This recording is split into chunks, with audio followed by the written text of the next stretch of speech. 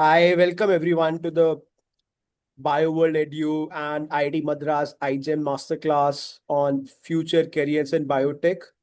Today we have Sriya ma'am joining us. She's alumni of IIT Madras, BTech, BS, ML dual program. She was also part of the iGEM team and currently doing PhD from UT Southwestern Medical Center, US. And she will be covering the future careers in biotech. With that, ma'am, over to you. Okay. So hello everyone. Thank you so much for the introduction. It's so nice to be here talking to all of you today. Um, and today I want to talk about what careers you can have if you choose biotech or biology as the subject that you'll be studying at some point in your future. And I want this to be like pretty informal. I want this to be pretty informal, so please feel free to like interrupt me and ask me any questions that you have as we like go through this presentation. Yeah, I know I have like a bunch of slides. It's just for you to follow along. It's mostly me trying to tell you what's out there for you guys if you choose this. Yeah. So I'll start off with like my what I am doing right now, what I did before and what I'm doing right now, just to give you an example, a close-up example of um what kind of projects that are out there, and then I'm gonna talk to you about more applications. So my journey started here. This is the entrance of IIT Madras. So at this point, I've just graduated high school. I chose to do my BS MS in biological sciences. I was one of those students that liked biology and math in high school, but I didn't know how they could be together if I decide to study biology. So I was interested to see like what lied ahead of me. I didn't know what was there for me like in the future. So I was curious to learn and grab onto any opportunity that presented itself to me. And sorry. Yeah, the first opportunity that I was lucky enough to come across was to be a part of the iGEM team.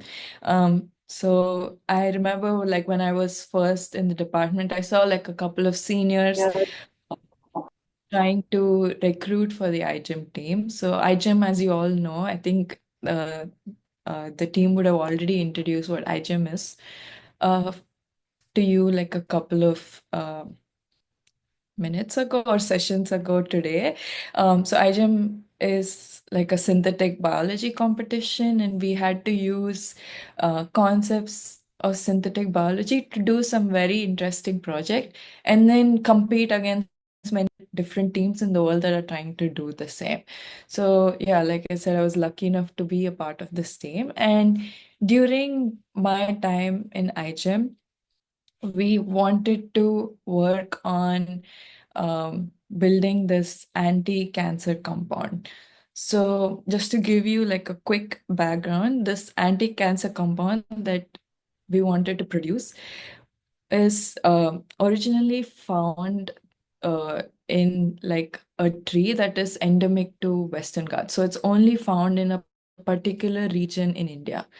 But the problem was that because it's an anti-cancer compound, people want to access it. And since it's endemic to Western Ghats, it was being like cut down, it was getting endangered. So that's not ideal. So we thought, why don't we use synthetic biology and engineer a fungus, change a fungus in a way that it can produce this anti-cancer compound, and that would potentially solve this problem. And we were able to do it and show it in the competition, and we won the silver prize that year. And for me, the nicest part of being part of like nicest part of being in this team was like meeting all the different people in the team because they all had different interests. And it was nice to see like learn from their perspectives and also learn about what was possible for me. if I decide to choose biotech. Because at that point, I was just mostly thinking that if, since I chose biotech, I would mostly have to do like some experiments in the lab, or something of that sort. But I also met seniors who were really interested in coding, and they were working on very interesting biology projects. So that was really nice for me.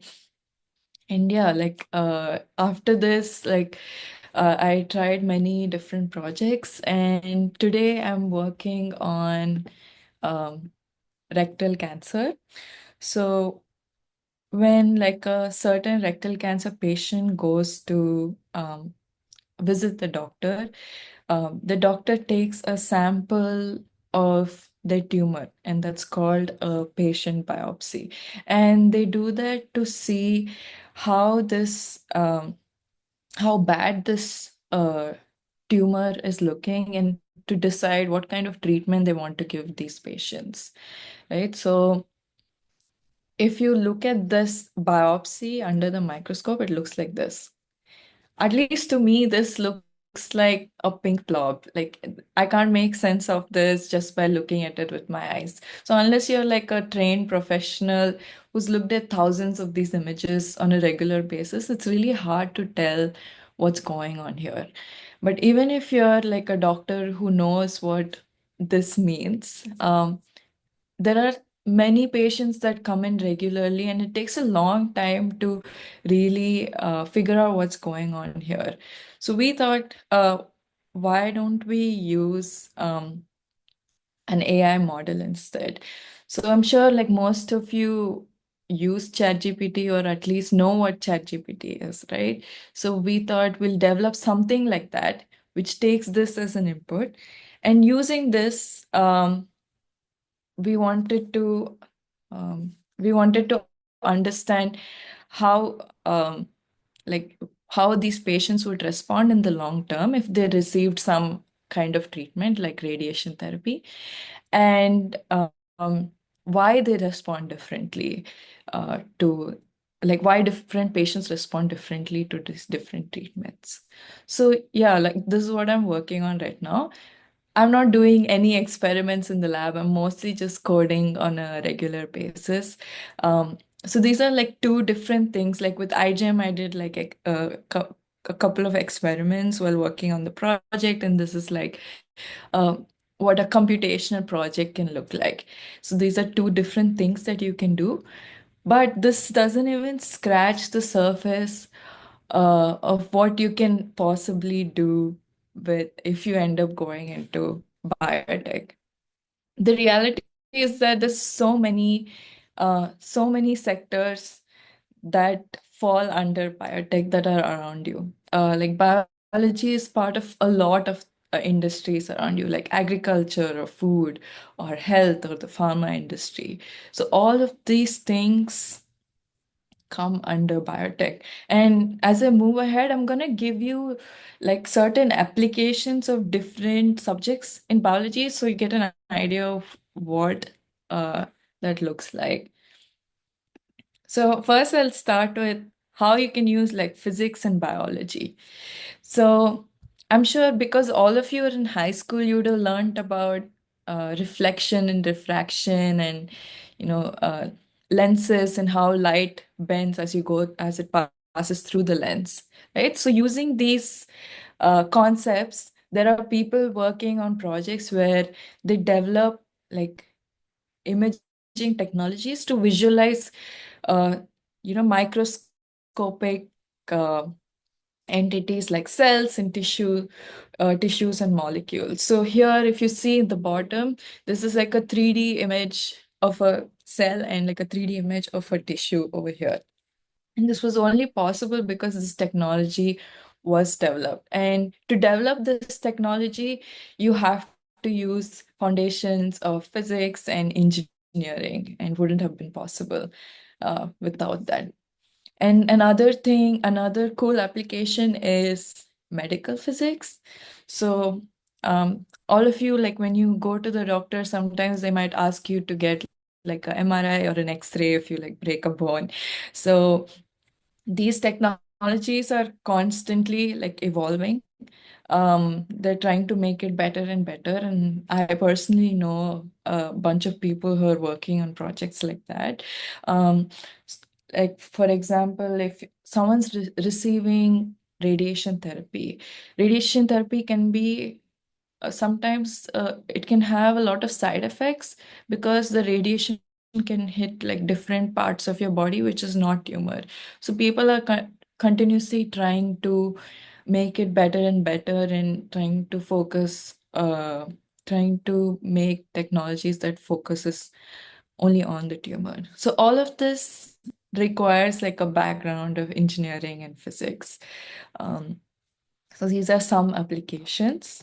Um, for chemistry and biology, one very obvious application is drug discovery. So what are drugs made of? They're chemical compounds, and they're like a collection of functional groups that you put together, and it affects your body a certain way. So to make these drugs, to design these drugs, you need to have a good background in chemistry. Um, to even develop systems that deliver these drugs, you need to have a good background in chemistry.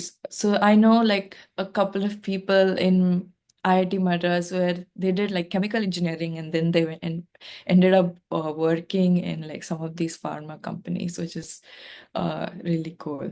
And another very interesting application is there are like startups working on developing microbe-based materials in the lab. So there's like a company that made like a whole handbag based on just like bacterial cellulose based like material, which is very cool.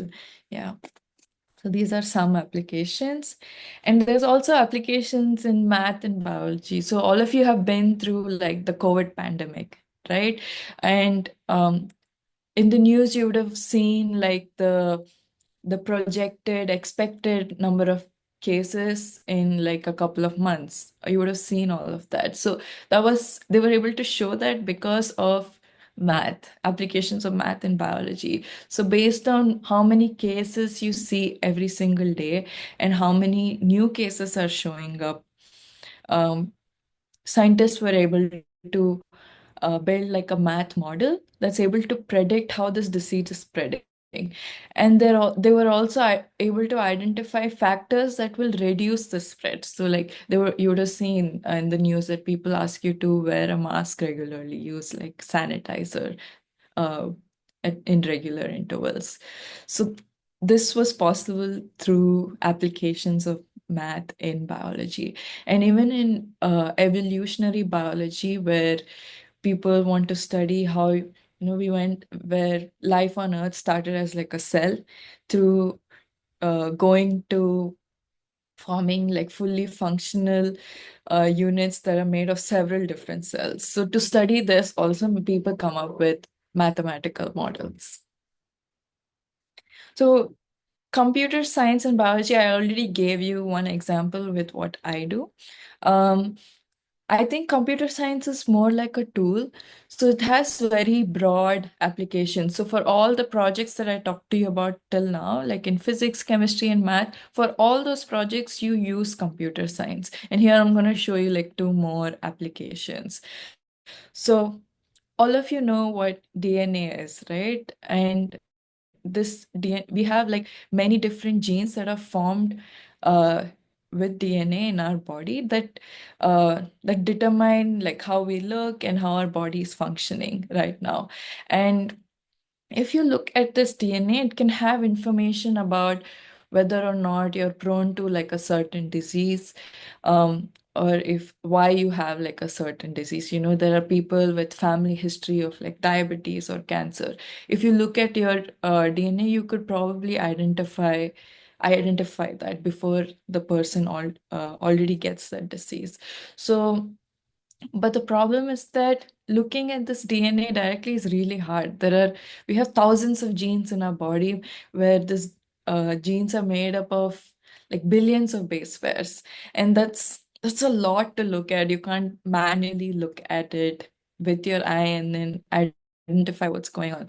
So people are using computational tools to look at these sequences and um, understand what's going on in there and identify what's different from like a normal person and um, someone with like a certain disease, let's say. So that's one application. And also, recently, this like in the past few years, there's been a lot of biological data that's coming up. Uh, so there's also need for like developing tools that's able to store this biological data and analyze all of this data.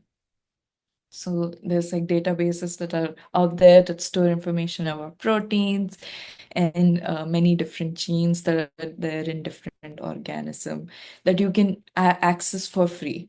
So that is also one really nice application. And there are other unconventional careers also that you can take if you end up choosing biology. So you can go into science policy. So if you go into science policy, you can like work with the government to decide on rules and laws that will affect how someone does research in your country. And this is really important and needs your knowledge in biology because you will have to decide on what what is safe and what consequences certain kind of science has, and you need to decide on what is allowed and not allowed when someone does research, or what safety measures do they have to follow. So that's one thing you can do. If you enjoy like writing and yeah, you can also be like an editor for scientific journals. And if you want to do science communication, so most you can also generate content that makes science accessible for people who are not scientists. So generally, when something new comes up in the field, in the content is published in like scientific papers, and that content is generally not accessed by public. So you can be the one making content so people are more aware of what's new and what's coming up right now. So these are some other things you can do. And these are like more like projects that are out there. There's just so many things that's going on, which I actually didn't even put all the things that are there outside in these slides. I'm just showing you a few examples just to show what is possible for you guys. So there are startups that are growing, making lab grown meat. So the meat industry has a huge carbon footprint. So there are companies that are trying to make fake meat in the lab, which is also pretty cool. And there's also like work on developing 3D printed organs, and there's also work on using microorganisms to clean up pollution that you see around you. And for personalized medicines, we know that different patients respond differently to different therapies. So there are scientists and doctors working towards developing patient-specific treatments. Um, yeah, so these are some cool, interesting projects. So putting all of that together, I know it was a lot, but it was just to show what was possible for you guys. So these are all the sectors you could work in. It's not even the full list, but it's just few examples and the potential jobs that you can do. So you can either be in like academia, you can be like a professor, you can be like a scientist working in like some university, or you can also be like a core facility manager. Like for example, you can manage like a sequencing, like DNA sequencing technology system, because you will be the expert in that. So that's one thing those are few things you can do in academia. In industry, you can be like, again, like a scientist in these biotech or pharma companies. uh, you can also be like a process development scientist. That's another type of scientist, depending on the type of company you choose. You can also, if you're into like computational work, you can be like a bioinformatics scientist or a data analyst. And this is not even the full list. Yeah. And I could only fit this much in the slide. There's so much you can do. Yeah. And this could be your journey too. Like this could be part of your journey. You could be one of the people working on one of these school projects. Maybe I'll see one of you working on one of these amazing projects in the future. Who knows? And I was lucky enough to get the opportunity to be a part of iGEM in my like for, second year when I was in IIT Madras, because I got to learn a lot of these things, that I could do all these different things through the team members. And hopefully I was able to do that for you guys as well today. And yeah, like before I like end my presentation, I just want to say that no matter like what you choose to study, doesn't have to be biology, but hopefully some of you want to be in biotech and study biology, but doesn't have to be. No matter where you go, just be curious, ask a lot of questions, and be open to learn. Be open to learning something new, and you never know where life can take you, right? Yeah. With that, I'm gonna end my talk. Um, and like if you guys have any questions, I can answer them too. Uh, Yeah. Thanks a lot, Shriya ma'am, for the session. The floor is for everyone to ask the questions, and before other ask the question, which is like most of the student ask us a question, is that look, they are in schools, correct? Most of them in high school. So how do they unravel their interest? So broadly, they have idea of okay, they are interested in biology or mathematics, and the ultimate goals, being a bioinformatics or working on a startup and all. How to unravel like them gradually, how they go, do they pick some part, okay, I just go this because you know a mixing between cracking exams like IDJ, which help you get into IIT Madras on one hand, versus developing interest on these particular or specific parts of the bio and bio related careers, how someone in a high school should go about it. At a high school level, what I would suggest is to not stick to a specific thing, because I feel like at that point you're not fully exposed to everything yet. So there's a lot for you to learn out there, and before you stick to something, obviously if you're interested in something, you should go all out and learn about it as much as you want. But I would also tell that you try to explore different things, learn about many different things around you before you like decide on like a specific path. You don't have to choose a specific like you don't have to say decide that you're gonna be a bioinformatician when you're in high school. You can decide that as you go. Maybe your goals will change as you keep learning and seeing what's out there for you. Yeah, like try new things and learn about different things as much as possible before you decide. That would be my advice. Yeah. Okay. One Mm. question from Damya.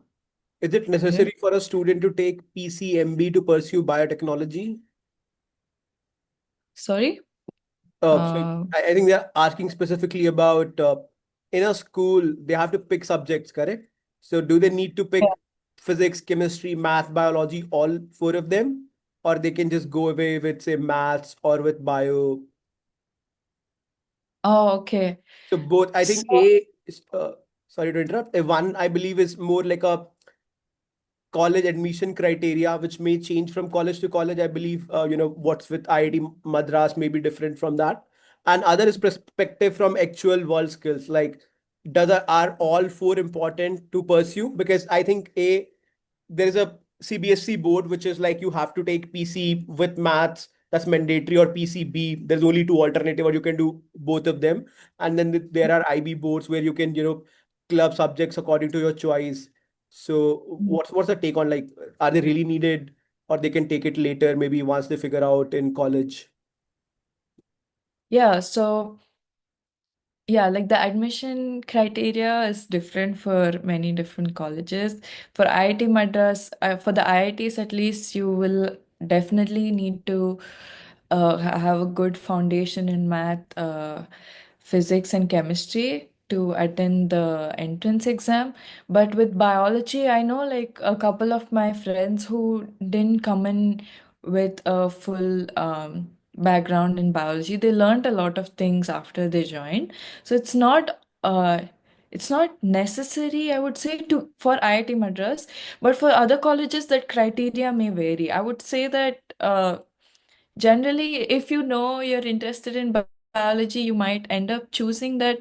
But if you want to um, try these different other careers that in you're potentially interested in other careers, I would say that learning about all the four subjects is important. I'm sure for most of the college examinations, you need to have some base foundation level uh, math and physics and chemistry knowledge as well. So I would say that um, have good foundations in math, physics, chemistry.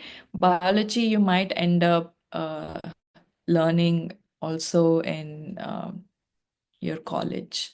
That's what I see often. Yeah. Okay, so I have a flip to this, like, so Okay. A, obviously it's great to, not a flip, I mean like extension to it. So A, it's great to have if they can take PCMB, all four of them, because that's like great if you're learning more. But at the same time, I believe the student have so many things to do while in school, and they have to crack entrance exam, go to like they have to crack the highest possible marks. So they may want to, uh, limit the scope of the subject they study, Yeah, because Mohammed. so So, Kohinoor, the Kinara party plot opposite Ryan International School. the question is that how or which is the subject they can take it later easy if you have a take. Is it like a student which have say PC and they can take bio later, that easy, or student which have PCB they can take bio later, or you believe it's like difficult to say? Yeah. Oh, okay. So I will say that if you come in with some background with biology, then learning biology later is definitely easier. But I will also say that someone coming in with a math, physics, chemistry background, for them to learn biology is easier than someone coming from physics, chemistry, biology background and learning math and other things later on. That's what I've seen generally in the field. A lot of my colleagues, they come from like a good knowledge of math and engineering, and for them it's very easy to pick up on biology. Like my own professor comes from like a physics background, and now we're like working on like biological projects. It's easier to pick up and learn about these things. It's definitely a challenge in the beginning, but it's easier than the other way where uh, physics, chemistry, biology, and you have to learn math. But if you already come in with a biology background and you have to learn biology, then it's obviously easier for you than someone who doesn't. But yeah, but if you have to choose between physics, chemistry, math, and physics, chemistry, biology, my perspective is that uh, obviously ensure that your math is good, especially if you want to um, try out different fields. But if you it's not always necessary. It depends on what your interests are. Like I have really amazing smart friends who come whose main strength is biology. So they work in experimental labs, and they don't necessarily have a good uh, math or background, but they're good at what they do. They're really smart, and they do amazing projects. But if you want to at some point in your future do these other have access to these other careers, then I would say um have a good foundation in math. Yeah. I hope I answered your question. Yes, very much. Thank you. I think this question was very much, inspired by Gina Shah's question. Hey, I'm a student of class 12 PCB. I'm planning to pursue BTech biotechnology. As a bio background student, will I be able to solve math and physics of engineering? Yes, definitely you can. I'm sure like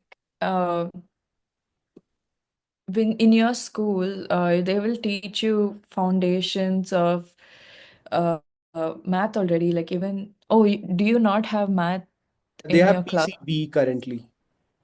Oh, okay. I will say that um, coming in without math in 11th and 12th and then doing math, it might be more challenging for you than the others who already come in with the math background. But um, I think if you're willing to learn, you can definitely do it. But with if you have a PCB background, I don't know like what kind of entrance exams are you trying to apply to? Are you interested in like NEET or engineering?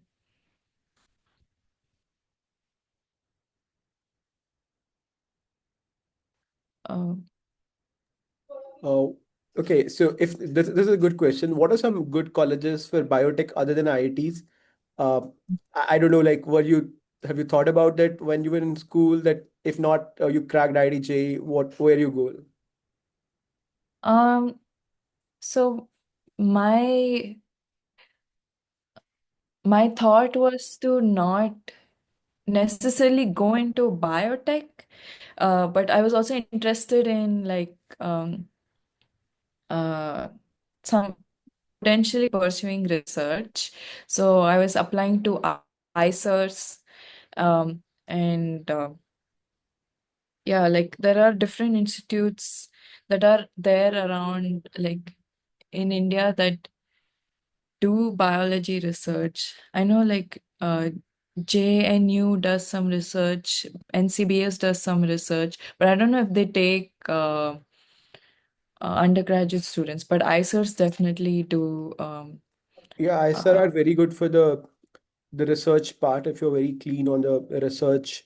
That's one yeah. thing. Also, I believe so obviously it's not a very good criteria, but the colleges from India who send their team to IGN, I believe they are good because uh, if you have a college which kind of promote being part of IGM team, it helps you learn a lot of skills which are not part of your curriculum, correct? And you can work an interdisciplinary team with others. So if ID Madras, obviously ISC also the undergrads, I see. MIT is Manipal, ISC Bangalore, ISR. There's a REC Chennai. They also have a program. Uh, Yeah, Shastra University also had at my time. I don't know if they still have an IGM team now. there's a Uh, IICT Mumbai, and there's VIT. They're sending the teams to iGEM. I can just look at that. Is one of the criteria. Obviously, there are multiple more criteria to follow. yeah, yeah. Okay, so we'll take last more questions, folks, and then we'll wrap it up today. Is it necessary to appear for NEET exam to pursue a career? It's not necessary. Like I didn't take the NEET exam. I'm sure most of the IITians in IIT Madras who are in biotech didn't take the NEET exam as well. So it's not necessary for you to appear in NEET. You can just take the entrance exams for engineering. Yeah. Also, do you have a take on student who are say open to doing undergrads both in India or outside India? Have you interacted with a student which have done like say undergrads in US uh, while doing a PhD? Uh, so like take on whether yeah, nicer is also good. Appeared for that exam. Nicer is also good for research if you want to go into research in the future. So are you asking me for a take on which is better? Oh yeah, which is better and what will be the way out if student want to have that option? Because in India it's purely about entrance exam, correct? Uh, what's the way out if they want to say study for undergrads in US? So you can take the SAT. if you want to do your undergrad in US, I had some classmates who were part of my like coaching center in my high school, who took the SAT directly. I'm sure if you prepare for the entrance exam in India, taking the SAT is much easier for you. So it's I'm sure you can definitely get into a good university. And here in the US, like, do you want to know about how you can move ahead if you do an undergrad in US versus undergrad in India? Yeah, fair. So A is, for example, doing a PhD in US. So especially from the research point of view, uh, does it make a difference if you do PhD here, sorry, undergrads in here in India or in US, or they're both equally, good to pursue depending on your interest, or one benefit over other? That's one. B, just on the concluding note, like, let's suppose, because I believe there are good colleges competitive in nature. Look, even if all go to the good colleges, but say like in India, the number of colleges, say IITs or even ISR are limited. Uh, if student have to pick out between new colleges, what are the three, four things that they should look at them before picking the program or the college for bio or bio related programs, including biotech? This is an undergrad. Uh, Yeah. yeah. So I would say when you are picking the program, look for a big department, how check how big the department is, how many professors they have, are they recruiting people regularly, and um, I know this is related to the research, but if you want to see if their biology department is good, you have to see if they're regularly actively working on some good biological research. So that would be a good, strong department in any college. And to answer your question about which is better, undergrad in US or undergrad in India, I think content-wise both are equally good. I don't think one has an advantage over another when it comes to what you learn in undergrad. But when it comes to like admissions, I know that at least in my university, they definitely gave higher preference to students that were already here in the US, and then they took the interviews for students that were not in the US. So even if you are not a US national, people who were here came and visited my university before they took in the international students. And that's especially because now the scene here in US, it's not all universities are taking a lot of international students because of the situation of the government. But I would say that if you're thinking about what you're going to learn in undergrad, both are equally good. And if you have the interest, you can definitely make it. I have several friends who came from India and they're working here and they're doing amazing. So, yeah, I hope I answered all your questions. Yeah. A last question, I think Yashvi asked, when is the right time to start preparing for the entrances or prepare for them? So I don't know how the things are right now. At least I started in 11th and 12th. So I got really serious in 11th and 12th. I think that's a general time to start for a lot of people, but I know a lot of people start in like 9th or 10th. So that is also pretty common. Yeah. But yeah, Uh, I I, I don't know if yeah. I think also this is a very specific question, though I'm asking it, but I don't know. For biotechnology undergrads, which are the colleges that give admission on basis of class 12 board merit without say any particular entrance exam? Um, I'm not very familiar with the situation right now, so I cannot answer that question for you. I'm sorry. I think Jana, you should look out for say maybe colleges like Ashoka. They have their own entrance exam, not exactly like a bio exam, but they have like a general aptitude and they have a whole process of their own. Correct. But I think for biotech, people do consider IDJ and other exams. but there are other alternative degrees that you can pursue. Cool. Thanks a lot, Shreya, for the session. And as student, if you have any questions in the future, please reach out to ma'am. Ma'am is doing research. And thanks a lot for taking your time. Correct. We'll be happy to have you again in the future for our students. Thanks a lot, ma'am, taking time. Yeah, thank you so much. I hope it was helpful, whatever I talked about today. And it was really nice to meet all of you. Yeah, I believe many of them will get inspired and maybe pursue research in bio and biotech fields. Yeah. Mm. Thank you, guys.